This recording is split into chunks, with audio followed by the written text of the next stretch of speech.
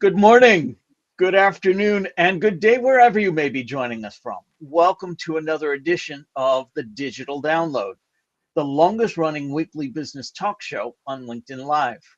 Now globally syndicated on TuneIn Radio through IBGR, the world's #1 business talk, news, and strategy radio network. Today, we're talking about how to inspire the side hustle generation. In a first for us, we have two special guests, Rupi Drew and Bill Muirhead, both from the Peter Jones Foundation, a UK-based charity that promotes entrepreneurship for young people. And they're going to help us with the discussion. Bill and Rupi are deeply involved in the development of programs that empower young people to embrace entrepreneurial thinking. But before we bring them on, let's go around the set and introduce everyone. And while we're doing that, why don't you in the audience reach out to a friend, ping them, and have them join us. We strive to make the digital download an interactive experience. Audience participation is highly encouraged. And with that, Tim, would you kick us off, please? Thank you, Rob. Yes, welcome everybody. My name's Tim Hughes. I'm the CEO and co-founder of DLA Ignite, and I'm famous for writing the book Social Selling Techniques to Influence Buyers and Changemakers. Excellent. Thank you very much. Adam, good to see you again. Welcome. Thank you very much indeed. Hi, everybody. I'm Adam Gray. I'm Tim's business partner and co-founder of DLA Ignite. I'm famous for writing the book Brilliant Social Media, or I was. It's a long time ago now. And I've also written a book with Tim. And it's great to be here. And this is a truly exciting subject, I think, isn't it? Absolutely. I am too. Yes. Thank you. And myself, I am Rob Durant. I am the founder of Flywheel Results, a proud DLA Ignite partner. And I too have written a book. I have written the Social Enablement Blueprint. Stop pitching and start selling. Thank you, Tim. All right. As I said, this week on the Digital Download, we'll speak with Bill Muirhead, Managing Director, and Rupi Drew, Head of Programs at the Peter Jones Foundation. Their work has played a pivotal role in helping the side hustle generation develop the skills needed to navigate today's business challenges. Let's bring them on. Rupi, Bill. Hi, hello. Welcome. Hello, everyone.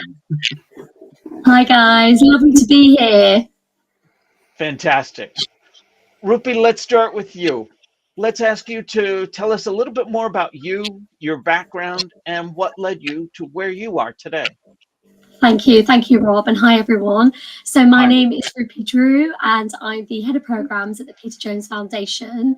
I guess I'm working in the role that I'm working because I'm really passionate about enterprise entrepreneurship in young people. I've been with the Peter Jones Foundation team for coming up to 2 years.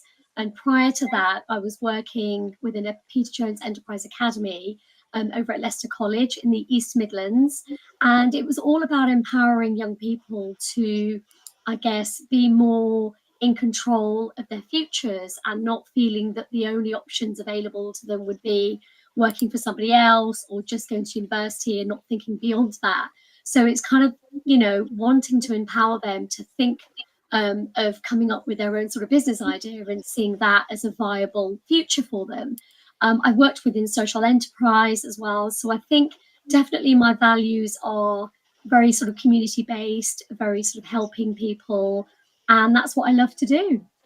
Fantastic. I can tell this is going to be a great conversation. I'm looking forward to it. Thank you. And Bill, same question. Please tell us a little bit more about you, your background, and what led you to where you are today. Thanks, Rob. Hello, everybody. I'm managing director, as you said, at the Peter Jones Foundation. I've been there 7 years, 4 as MD, and I joined having worked at Coca-Cola for 10 years. And my role at Coke was part of their sort of corporate social responsibility, running community and education programs. So I've been involved in that space between business and education actually probably about 20 years, and it's something that I'm really passionate about. I think that passion for me started a little bit before Coke, in my late 20s, when I worked in the welfare to work sector. And I ran a centre in Brixton in London. And that was quite a tough area at the time. And the centre had about 150 unemployed people on our books who would face various challenges.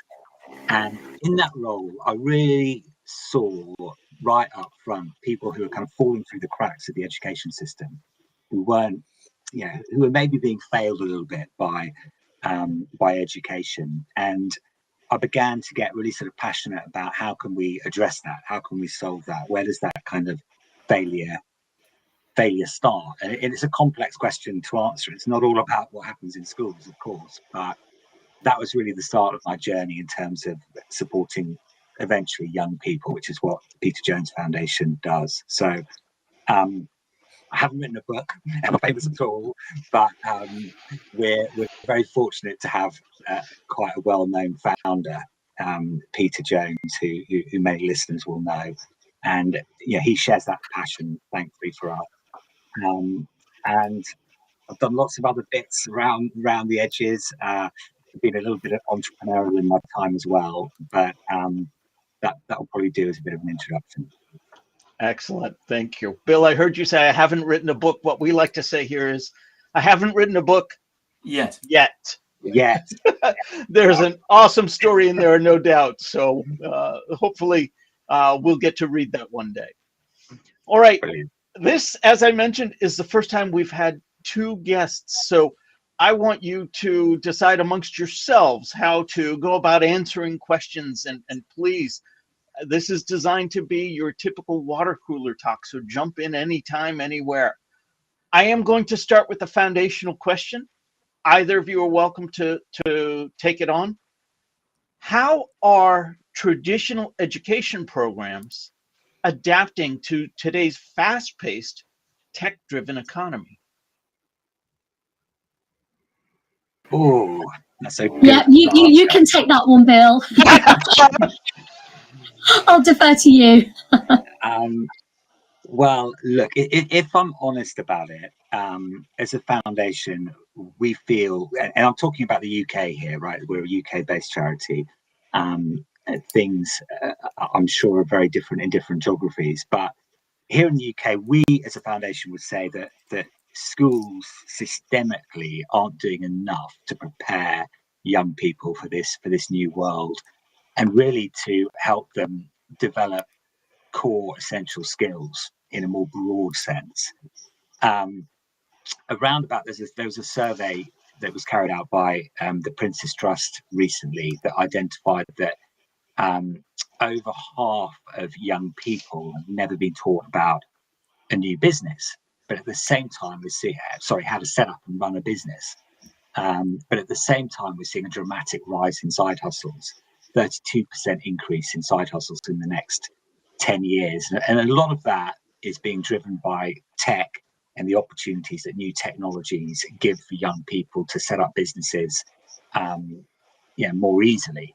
If you look at just simple things like e-commerce platforms or platforms like Canva, where you can kind of develop logos and what have you, or crowdfunding platforms like Kickstarter. It's so much easier now for young people to go out and get that funding to get the core elements of their business, but they're not being taught about it in schools. So I don't think the school system has really sort of caught up with the desires of young people and the interests of young people in business and entrepreneurialism, and particularly in how they can harness technical innovations to realize their ambitions in that sense.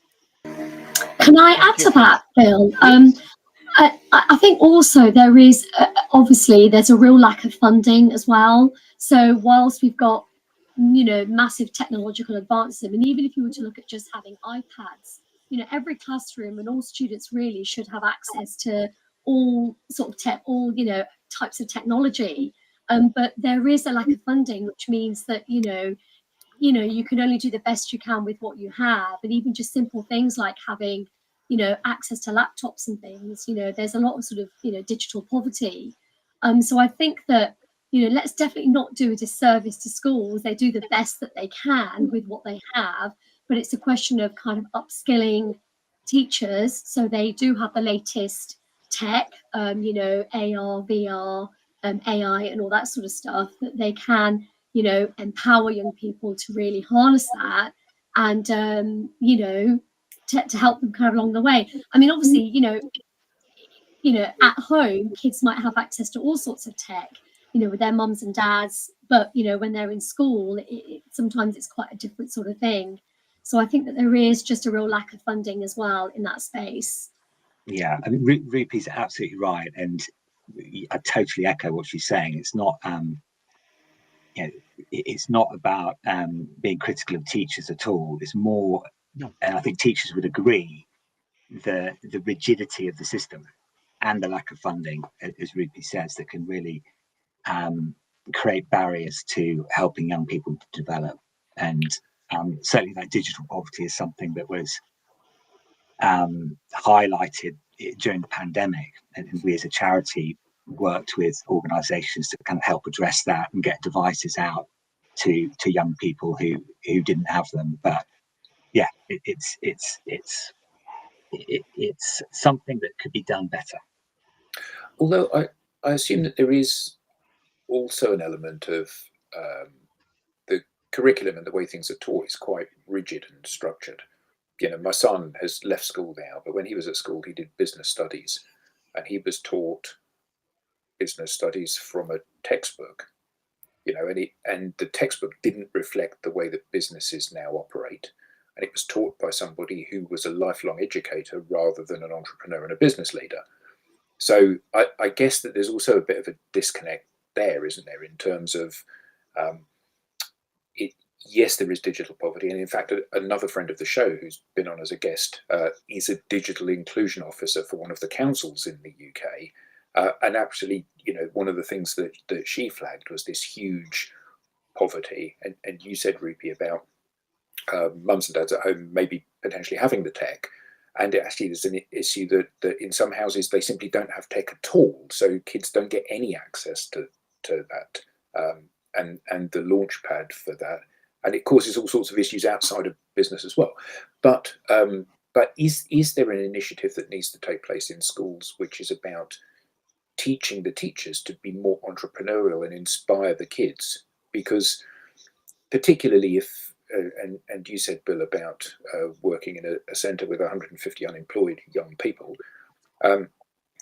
if the expectation is you're not going to be able to get a job, actually maybe the thing to do is create your own job. But you need to believe it's capable to happen, don't you? Yeah, no, absolutely. You go for it, Rupi. Yeah, I mean, it's quite interesting. So part of my role is we have a number of Peter Jones Enterprise Academies, and they specifically, you know, they teach either a BTEC in enterprise and entrepreneurship, or we offer a wraparound service to business A level, sometimes economics, because sometimes there's an overlap in some of the content. And often there is a problem with staffing, you know, quite simply, when you're up against it and you need to find teachers to pull in to teach a particular unit or, you know, a particular topic, you know, you don't always have the right teachers at your fingertips. So you have to pull in people who have expertises in other areas. So I would say, I think nowadays, I think you have to be so agile and you've got to be really creative. And you have to look to your own networks and see who you might know that is running their own business. I mean, certainly, you know, in my previous role at Leicester College, a lot of the teaching team would often bring in people that were friends or connected to them in some way. And I think just as people nowadays tend to have portfolio careers rather than just going for that traditional, they're going to have that one job that will, you know, last them for like 15, 20 years. I think similarly, teachers have to be really creative and think about how can they be more entrepreneurial? How can they bring in a bit more, you know, guest speakers or other aspects of enterprise entrepreneurship to bring in if they're expertise isn't business. Yeah, I just to build on that, and Adam, you make some really good points there. But Ruby's absolutely right. You'll go into a school and you'll find, a PE teacher who's been brought in to teach business studies because they haven't got the people on the ground. Yeah. And that's a problem. So a big thing that we do as a foundation is bring that real business voice into the classroom, be that kind of virtually or through guest speakers and so on. And that's so important, A, for the teachers to give them that support, but B, just to put entrepreneurship on the radar of some young people and to give it a real face. And, what I mean by that is if you stop a young person in the street or in the schoolyard and ask them to name an entrepreneur, I guarantee you here in the UK, they'll say Elon Musk, they'll say Richard Branson, they'll probably say Peter Jones, they might say Alan Sugar. All of them are super successful. All of them are male. All of them are white. And for a lot of people, that means that entrepreneurship is this sort of intangible, I'm never going to be that person. And that might seem obvious to us, but to a lot of young people, it's not obvious. And the first step is sometimes getting them to appreciate that there are, thousands of entrepreneurs that look exactly just like them, just down the road. Lifestyle entrepreneurs, social entrepreneurs, and the rest of it.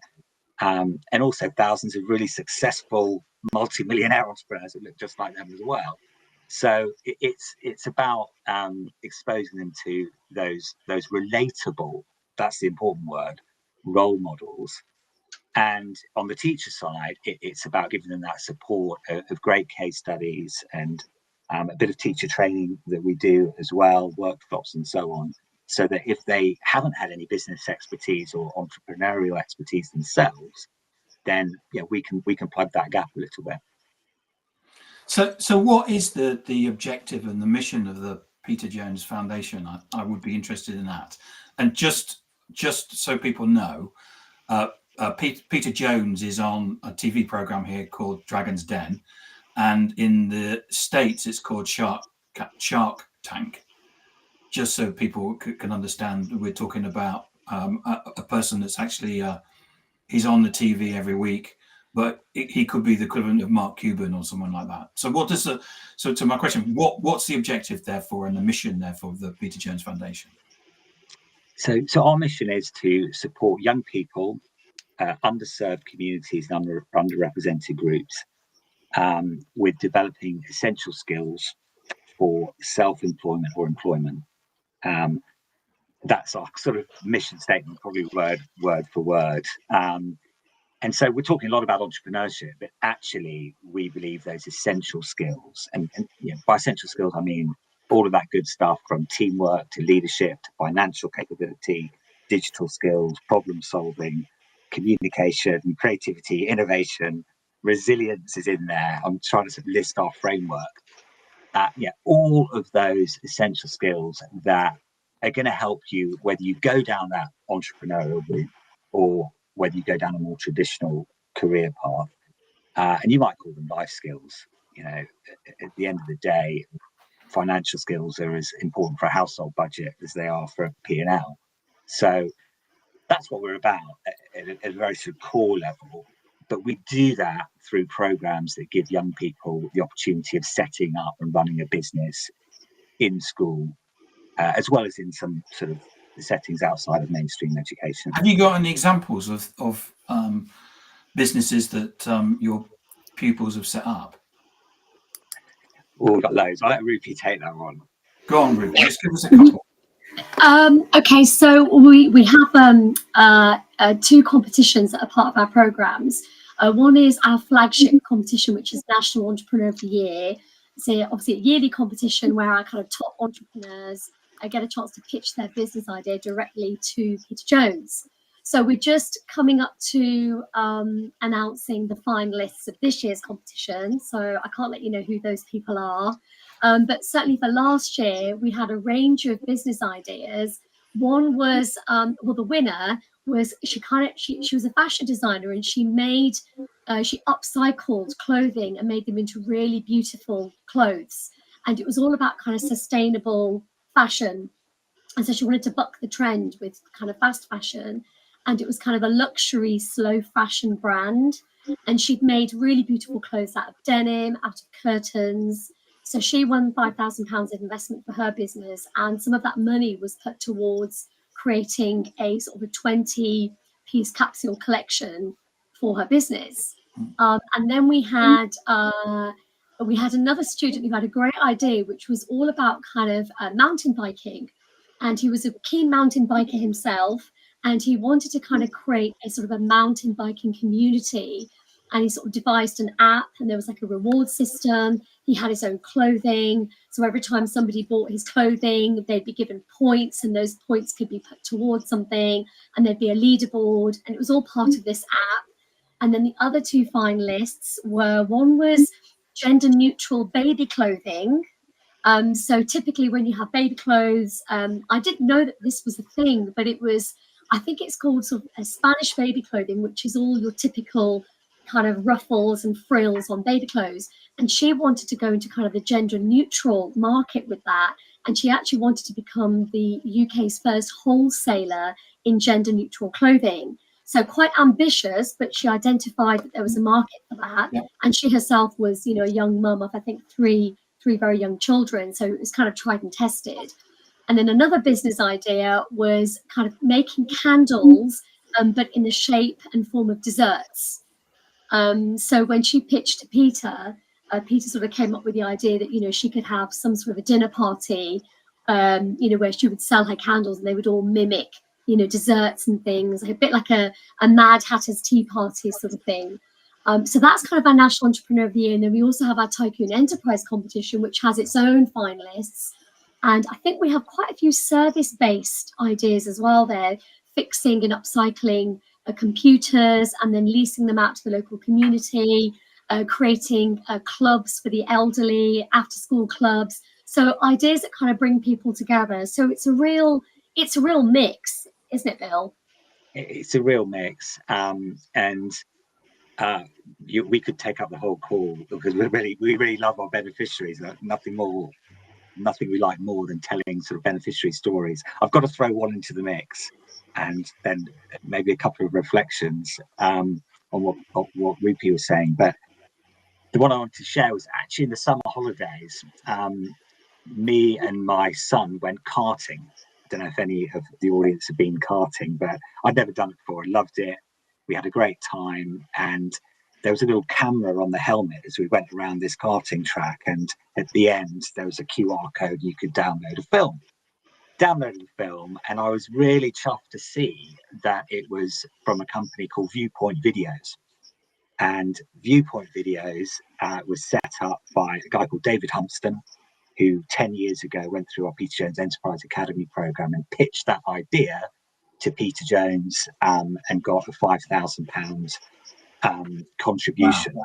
Yeah. And I always say contribution rather than investment, because there's no equity in it. It's just, here's £5,000. We love the idea. Go for it. And you'll speak to David. He's a lovely guy, and he'll pinpoint that moment as being quite pivotal in his journey. And that business is now valued at 10 million, and he's one of our success stories, obviously. But just listening to Rupi, one of the things you might have picked up on is that what we quite often do is hone in on a person's passion. And particularly if it's a person, we work a lot in kind of areas that are quite disaffected. Part of our mission is to help people who are facing the greatest challenges in communities across the UK. And quite often what you see is a real poverty of aspiration. And young people who can't sort of see beyond, possibly unemployment, possibly a fairly sort of low-wage job down their local high street. But if you can kind of tap into something they're really passionate about, and it could just be a hobby like playing the guitar or dance or fashion, as one of the examples Rupi gave.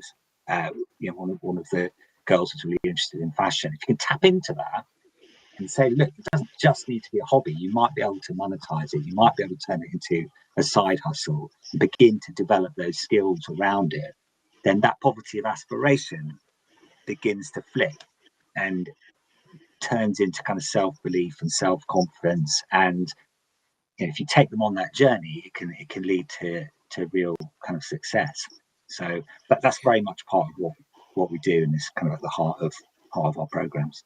So how do we plant those seeds at scale? Now, obviously, it's a fair few years since I was at school, but I saw lots of instances of people that had passions being told, well, you need to focus on insert academic subject here because you'll never get a job doing whatever it is they love. Now, obviously, there are extreme examples of people that have followed their passion, irrespective of the advice they were given. People like J.K. Rowling or Tony Branson. Richard Branson, and those are incredibly heartwarming. But I think, to your point, Bill, a lot of the challenges, people think, well, that won't be me though. So how do we plant the seed that actually anybody can do this stuff? And you may be an accountant by training, you may quite enjoy your job. There's no reason you can't become an accountant in your own business and be entrepreneurial around that. You don't have to have a weird and wacky dream or to be first to market with something. Yeah, it's a tricky one, and we've been banging this drum for kind of 20 years. It's our 20th anniversary next year, and for us, it has to start at the top. It has to be a sort of cultural, systemic shift, and it's about embedding enterprise and entrepreneurship education in the curriculum, and moving it from that nice to do space that we talk about. Lots of great kind of enterprise business clubs happen outside of the main curriculum, but it needs to be embedded. And there are some countries where fundamentally you will set up and run a business as part of your education, and that happens quite a lot in Scandinavia. And so everyone has that experience, everyone has that exposure to entrepreneurship, and as part of that exposure, everyone gets a deeper understanding of what an entrepreneur is. It's not just that person on TV, that Richard Branson, that Peter Jones, or whatever. There are lots of different ways that entrepreneurialism can help you in terms of your life chances and what you do as a career. And of course, entrepreneurialism is part of that, being a successful employee. So I think it has to come from the top. It has to come with funding, and I don't think it's easy, because unless you choose business studies as an option, then you can easily go through your whole kind of school career without getting too much exposure to these sorts of things, without it being given due consideration as a career path. Yeah, well, I know when I started my first business 20-something years ago, I took a redundancy package from the company that I was at because I had a new child. And then 6 months later, I had no money left, and I thought, well, I need to do something. So I thought, I'll start my own business. And it's like in those days, there was no resource to go and find out actually what do I need to do? Well, here's a list of accountants, go and choose one. Well, actually, that's of no help to me. I don't know what I'm choosing. And there was no kind of start your business 101 type resource out there. And I guess that even today, people are largely in the same space. If you're at school, as you said, Bill, if you're at school and you take a business studies course, you have some grounding in the basic dynamics of what a business is. If you've been employed and you've been a PAYE, and then you've left because you want to, or your circumstances change, or whatever it may be, and you decide that you need to set up on your own, what happens first? Where do you go? Where do you learn this basic stuff that because you're with it all day, and we know because we're with it all day, but that doesn't mean anyone else knows. I totally agree. And the two things I'd add to that are, there's a shocking number of young people living in poverty in the UK. I think it's something like 4.3 million, 30% of children are living in poverty. And entrepreneurship is a way out of that for some. There's no doubt about it in my mind. If you can give them the skill set and the toolkit, some of those children might think, I'm never going to get a good job, but some of them might think, actually, I could be a great entrepreneur. If you can break down those barriers and provide some stepping stones. So I think it's much needed. And then on the other side of the equation, entrepreneurship is really at the heart of wealth creation and job creation. I think, around about 78,000 jobs here in the UK are created by new businesses. So it's important, sort of, whether you look at it, whatever angle you look at it from, and it definitely needs to be addressed. So we're here to inspire the side hustle generation. What role does failure play in developing entrepreneurial skills? That's a I'll give you a break, Bill. So Peter Jones, his mantra is, it's not failure, it's feedback. And he himself, over the course of his career, he's had some bumps along the way, and that's definitely one thing that we absolutely relay and convey to students. I was at a school a couple of days ago, and we sort of we have these things called flash challenges, which are sort of bite-sized competitions that we develop with entrepreneurs, other organizations, and where students have to kind of do a bit of brainstorming and problem solving. So for the first one for this term, it's about them building a personal brand. So they have to look at the skills that they've got, the skills that they want to gain, how they're going to go about gaining those skills, and to kind of put together a short sort of 30 to 60 second elevator pitch. But part of that, I sort of said to them, is that you need to come up with your mantra that kind of underpins where you are right now and what you believe in. And I sort of said that, Peter Jones believes that it's not failure, it is feedback. And it's about having that resilience and, knowing when to give up on something if it really isn't going to work, but then also being really contrary and saying, you know what, I don't care, I'm going to just give it everything I've got and keep going with it. So it's definitely something we believe. Sometimes it's easier said than done, because when something doesn't work out, it hurts and it hits you hard, and you have to find the strength and kind of pick yourself up and dust yourself down. But yeah, it's something that we really do get that message out to any young person that is on any of our programs, that it's just feedback. Keep going. It's not about failing. I guess, look, it's semantics, isn't it? It's kind of how you position it. It's whatever works for you, but it is about, you've got to keep going. It's absolutely about semantics. I know myself, right out of college, I tried my hand at running a venture. And what I'd like to tell people about that time is, yes, I ran a small business into the ground. So, that mindset really kept me from trying again for a long while. I learned more in the year and a half that I was trying that than I had in the 5 years it took me to get my 4-year degree. But with the right mindset, had I looked at it as feedback, I think it would have been a very different approach going forward. We do have a question from the audience. I want to bring this on screen and share. Andrew Slesser asks, is the biggest fundamental change needed to be the mindset in how the education system works and is funded?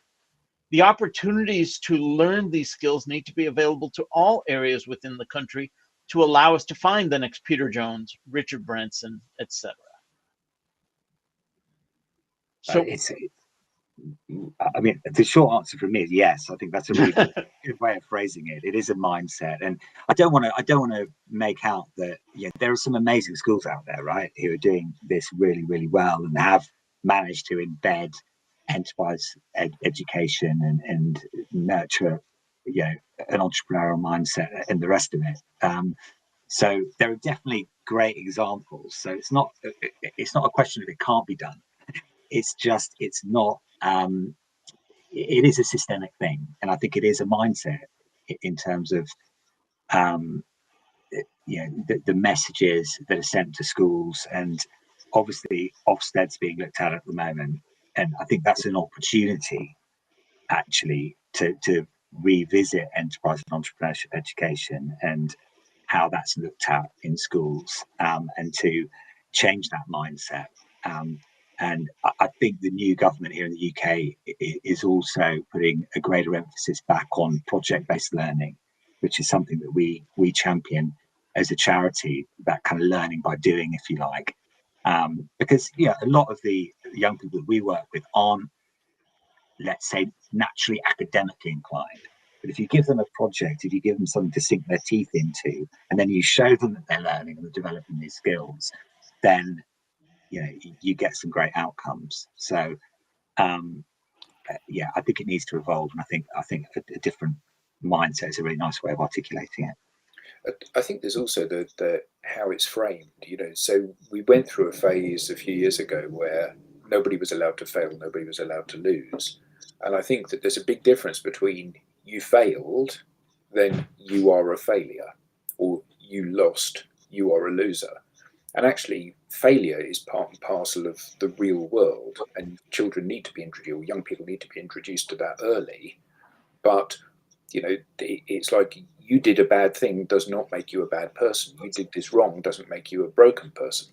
And actually, that's a really important message to instill, isn't it? So that as you said, Rupi, people can dust themselves down and have another go, because they know that actually it's not something inherently wrong with me. And that's quite a big shift, isn't it? It is, but I'm also wondering, I think the education, the culture is, exams, right? So, it's all about doing the best that you can, working really, really hard to get the grades that you need to pass those exams, to get onto the next level. And I think that is very much part of our culture.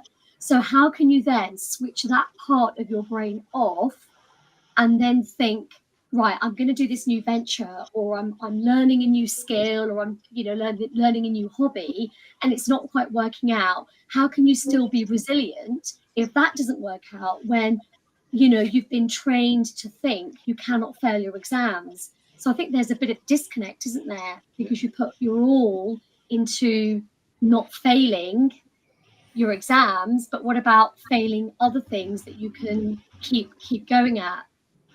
Is this going to be on the test? It's in the exam. Right. I think, it's I think there's an imbalance at the moment, right? I mean, exams are important. None of us would kind of discount exams, but they're too important, and skills are not important enough. And there's an organisation here in the UK that does great work called the Skills Builder Partnership, and they're trying to work not only with schools. I think they've got about 80% of schools signed up to their framework of essential skills.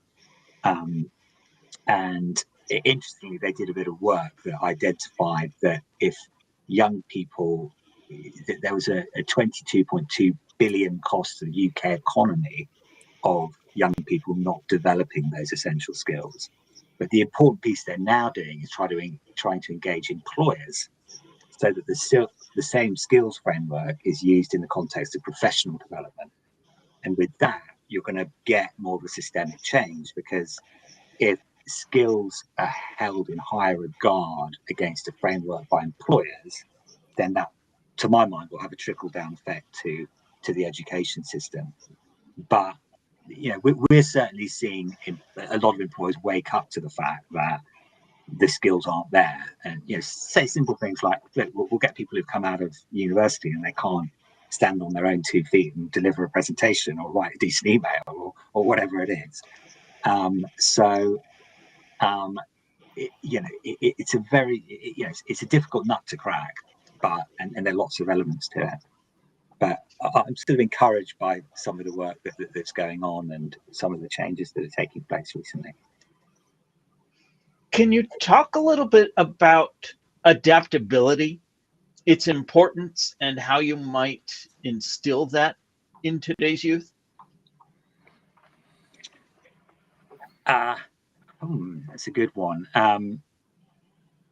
I can certainly talk to our Tycoon program, and Rupi, do chip in and tell me if you agree. But our Tycoon program is our sort of entry level program, if you like, and we have, you know, kids as young as 6 doing it in primary school, and you know, they're setting up and running a business, sometimes just within a term, and sometimes it's like an arts and crafts business or cupcakes or a boot wash or whatever it is. But at a very simple level, they're beginning to understand the fundamentals of what running a business is like. And it's a competition, and it's run through a digital platform, and there's a leaderboard that shows your profit. And so you can see how you're doing against other student-led businesses in your age category across the country. But to come to your question, whilst it's a competition, it's not based on profit at all. It's very much based on the business journey. And what we encourage the young people taking part to do is to periodically reflect and run a business that's quite iterative. So that involves them, going back to the previous question, making mistakes and learning from those mistakes, and not seeing those mistakes as failure, but just seeing them as part of a journey that ultimately will lead to some level of reward. And that necessarily involves adaptability, because you know, you're identifying what's gone wrong and you're thinking, okay, well, yeah, how can we change that?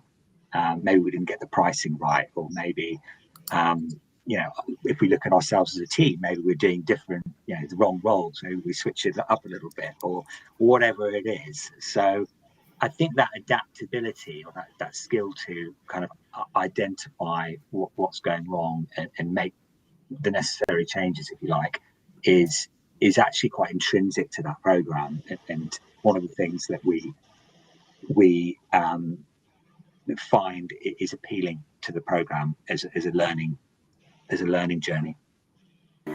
I think to echo that as well, Bill, I think it's certainly in terms, you know, of our, you know, any finalist that kind of goes through to, you know, to pitching directly to Peter, you know, we'll have feedback for them. And so we may make some recommendations on, look, it's really great, you know, you did really well with your semi-final pitch, but we really think that you should consider X, Y, Z for your business, whether it's you're trying to do too much, trying to focus on one particular thing, or you're not quite ready to franchise it yet, scale it back, see what, you know, you can do in the next sort of, you know, 1 to sort of 2 years.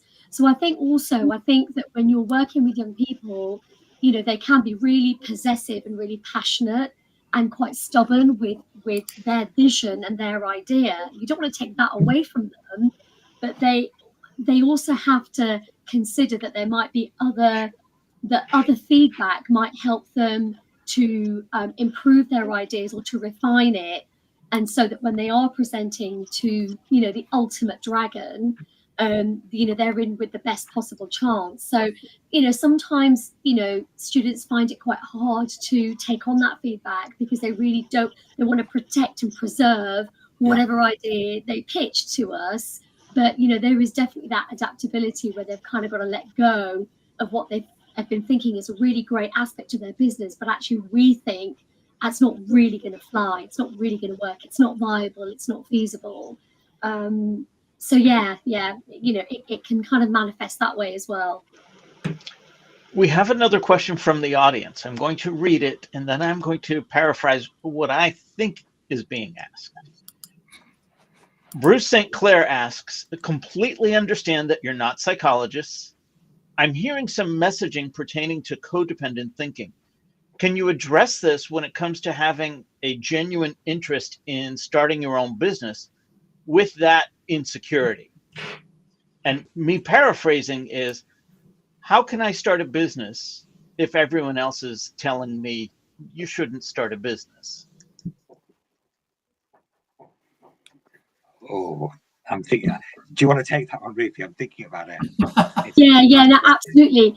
Well, I mean, there's two ways to kind of approach it, right? The first is the real practical, what work have you done that makes you think that your business idea is viable and it's feasible, right? Have you done, any market research? Have you tested your product or your service? Have you had any feedback? Or is it just something that you have just been dreaming of since you were really young, and as you've gotten older, it's just never left the back of your mind, and you just really want to do it, but whoever you speak to says, I really don't think that's going to work, right? So you could just go for it, but that doesn't mean to say that you could potentially lose all your savings by investing it into it. Start small and start, maybe look at the first phase as a bit of testing, a bit of market research, and at least that way you're still doing it, even though people perhaps are saying that you shouldn't. I mean, I don't know, if you have set up your business and you want to keep it going despite perhaps the odds are stacked against you, then that's, maybe something a bit different. But, it kind of depends what it is. Yeah, I'm sort of trying to think of the typical barriers. Sometimes it's I can't do it. That's too scary for me. I haven't got the skills. Sometimes it's I've got the skills, but my parents don't want me to do it. They want me to go down the more traditional route. Sometimes it's I want to do it, but I don't know where to start. All of those things for me have answers and solutions to. If it's the can't do, then that is going back to what we were saying earlier. It's about kind of instilling that self-belief, and that can be through mentoring or providing role models, or just as Rupi was saying, start small, start with a little side hustle, see how it goes, get a bit of confidence, and so on. And that side hustle approach can sometimes be a way of softening any kind of parental resistance as well. If it's like, look, this isn't going to derail my studies, it's just on the side, let's see how it goes, sort of thing. So I think it's kind of different approaches for different circumstances, but often it's about that kind of self-belief, and that in itself is an interesting thing to mull over, because we all know that kind of anxiety, mental health issues are massively on the rise in young people, and we'd say that if you can get entrepreneurship education right, that's another kind of route out of that. It's not the solution to the kind of mental health crisis, but it's potentially part of the solution, because if you can give a young person who's feeling a bit sort of down and anxious and is in a bad place something to kind of believe in, and something to invest in, and hopefully something that begins to get successful and give them that confidence and self-esteem, it can be a really powerful thing. To those of us on the panel and those of us in the audience who might not be considered youth, where can we start? How can we inspire the side hustle generation? What is one thing that you could suggest any one of us do to start that process?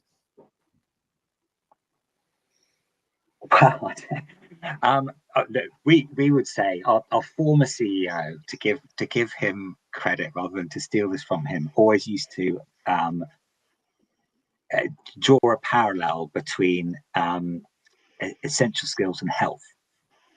No one's going to argue that you should have a healthy diet, that you should take exercise, that you should look after your body, etc., etc. And he used to say that you should think about skills in a similar way. You should always be looking to develop your skills, to become a better communicator, to become a better leader, to become better at digital skills, or to keep abreast of technological advances. Doesn't matter what age you are. You can be 5 years old, you can be 85 years old. So health's important at any age. Developing your essential skills are important at any age, and we should all think like that. So we're certainly not, as a charity, saying that side hustles are only for young people. That's the first point. We just are focused as a charity on young people. I think in terms of how older people can support younger people and help with addressing some of these issues that we've talked about, there's so many ways. I mean, a first step might be just to kind of introduce yourself to your local school and go, hey, I'm a kind of a successful entrepreneur or business person with an interesting story. If you've ever got like a careers day or you want to talk, I'm your man, sort of thing, or bear me in mind, or maybe that's a starting point, and that can lead to kind of becoming a mentor. We've got some fantastic mentors connected to our programs who have supported young people on their journeys. I don't know, Rupi, you could probably think of some other. Yeah, no, I was going to say that, schools are always crying out for guest speakers to kind of come in and speak to students and share your experience. I mean, it might be that, you've got a school in your area that is, doing, taking part in the Tycoon Enterprise competition, and they may need somebody to come in and just help them with their business planning or with their sales techniques. Or, you might have your own sort of connections. Students might want to set up a pop-up store trading day, in their local, community centre or whatever it is. I think collectively, with your experience and with your knowledge and with the books that you've written, I think that you could definitely, there's going to be a lot in there that teachers and I think young people would really benefit from.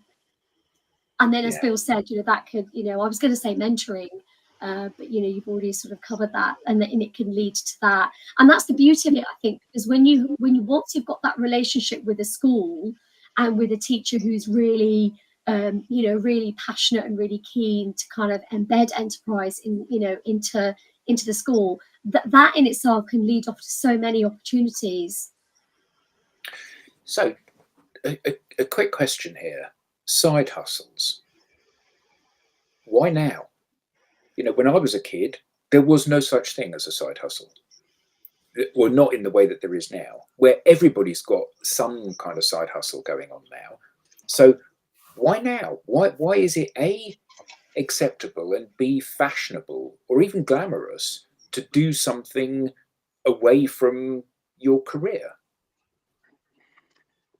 Well, my answer, I mean, I think that the side hustle thing was massively sort of accentuated by the pandemic, but I think my main answer would be technology has just made it a lot easier to set up a side hustle and do some e-commerce on the side, or set up your own website in your free time. And I think really technology's been the big enabler in terms of people setting up side hustles.